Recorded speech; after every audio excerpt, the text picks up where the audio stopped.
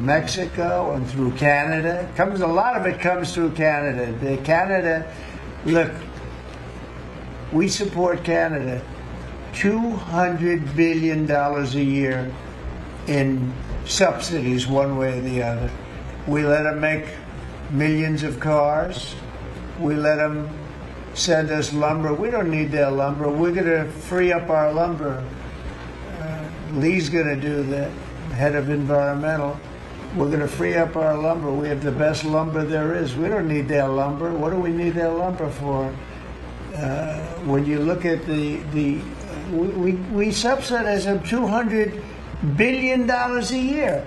Without us, Canada can't make it. You know, Canada relies on us 95%. We rely on them 4%. Big difference. And I say Canada should be our 51st state. There's no tariffs, no nothing.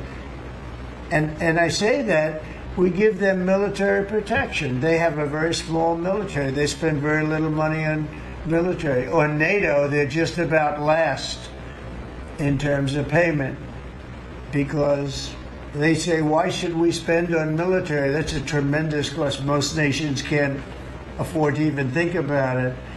Why should we spend on military? The United States protects us. And I would say that's largely true. We protect Canada, but it's not fair. It's not fair that they're not paying their way. And if they had to pay their way, they couldn't exist. When I spoke to,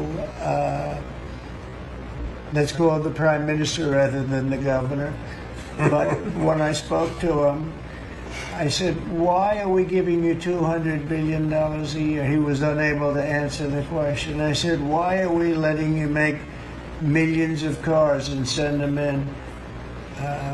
He was unable to answer the question. Justin Trudeau, nice guy. I think he's a very good guy. I call him Governor Trudeau. He should be governor because the fact is that if we don't give them cars, we don't have to give them cars. The tariffs will make it impossible for them to sell cars into the United States.